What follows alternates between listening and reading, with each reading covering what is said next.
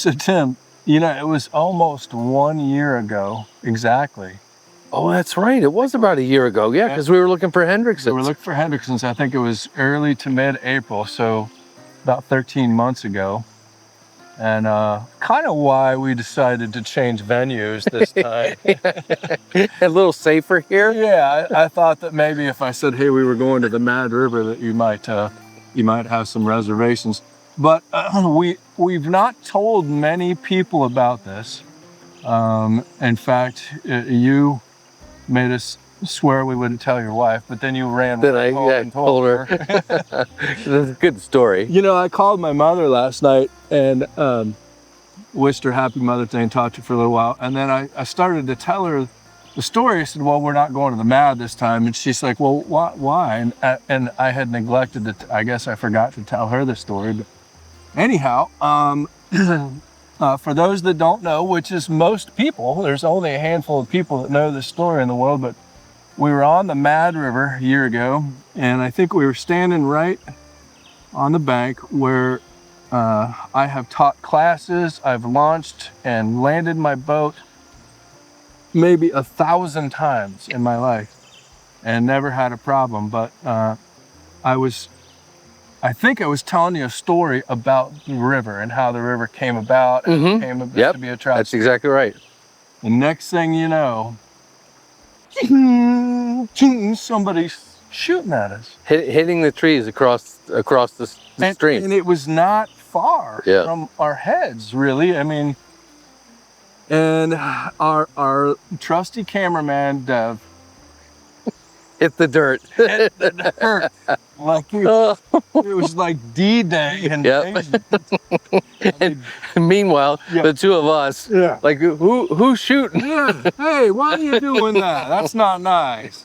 Yeah, I just thought somebody was practicing, because it happens a lot. Farmers around there just shoot their guns to sight them in or practice or whatever they're doing.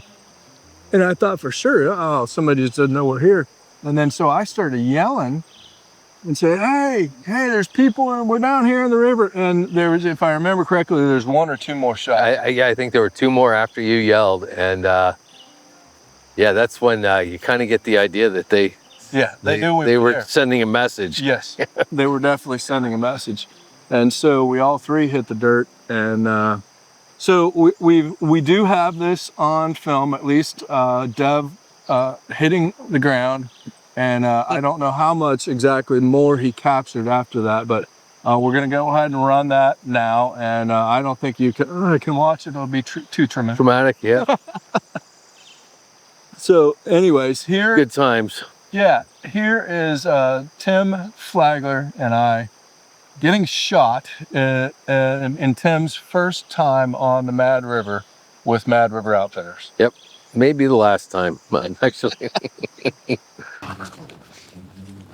When I was writing my book, I actually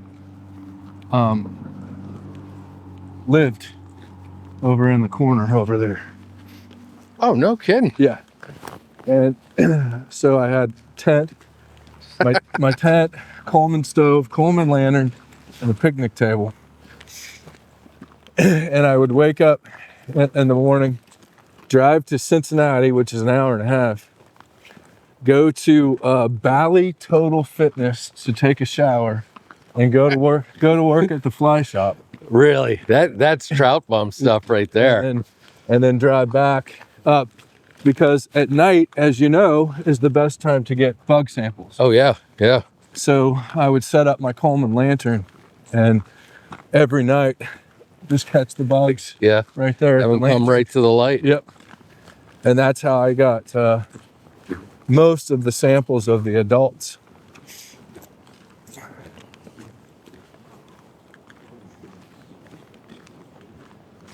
Yeah, I'm close to the river, but not close enough to do that. And boy, I would love to be able to just park it, you know, somewhere and be able to do that every evening.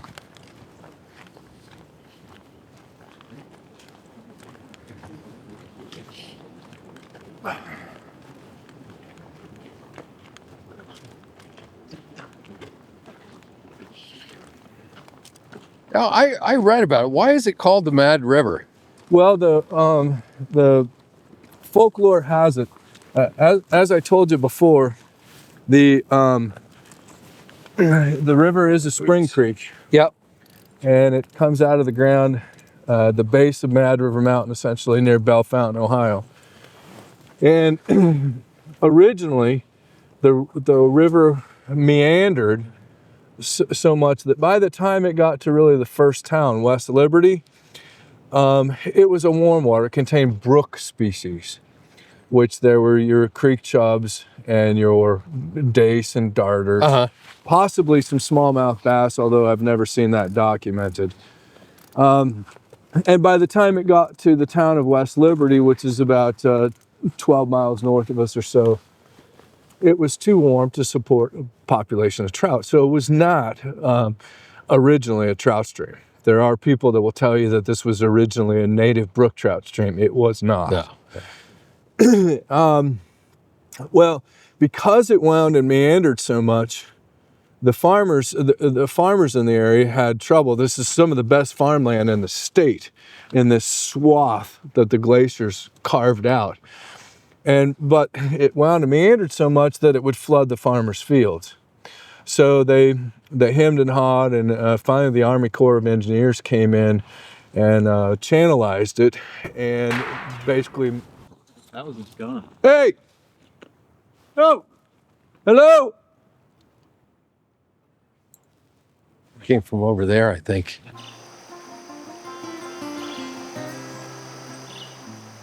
Crazy. And again, I've never had anything like that. And it's not a dangerous place, but maybe we'll go back someday and float the river down on my Ossawa riverboat. That way, at least we'd have nowhere to escape to. Well, yeah, that doesn't really sound any better to me, Brian. No, it doesn't. Well, it was a bizarre situation, and we hightailed it out of there real quick and went downstream to what we thought was a safer place. I think you wound up catching a fish. Yeah, it was terribly windy. Oh, it windy and cold and freezing cold, horribly windy. We wound up going back to the studio, and some of that footage in the studio, you can just see our faces are wind burned. Yeah. And cold burned. So, anyways, well, we were having ourselves a little friendly competition today, and if I'm not mistaken, it's 2-2. 2-2, but I do have two magnificent suckers under my belt, and I understand that they're native here, and they were not snagged. They were both caught in the mouth, legitimate hooks. So I think there should be, some kind of maybe adjustment for that. I don't know. Okay, I'll let you work that out. We'll see. Yeah, there's still a lot of trout fishing to be done. So, all right, well. Let's get after it. Get after it. So special thanks to Tightline Video, of course. Thank you. Be sure to check out Tim and everything he does at Tightline Video. And I think you've got a couple of different websites, don't you? Well, tightlinevideo.com, but also our YouTube channel, which is Tightline Video. And our videos can be found in a bunch of places. Yep. As well. TU National Orbis Learning Center. Well, like and I know that you're known as the voice of fly tying. I've heard that. so many people reach out and they say, I never knew what the guy looked like before I recognized his voice. But so anyways, well, we sure appreciate you, and thanks for being here, and look forward to our next time together on the water. And a special thanks to Ryan Ratliff of Mad River Outfitters. Ryan so graciously guided us. This is kind of his home water. He lives not too far away. But you all recognize Ryan, of course, superstar at Mad River Outfitters, and becoming a well-known fly tyer in his own right through a YouTube channel. He's got some stuff going on every Wednesday at 3 p.m. Be sure to tune in to Ryan. So anyways, thanks as always, friends, for being here. We really appreciate you. Be sure to subscribe to our YouTube channel. It's free, and you never know when on a simple fishing trip, Tim Flagler comes walking out of the men's room, for crying out loud. So you don't want to miss that. So subscribe, hit the like button. That just makes us feel good. And stay tuned.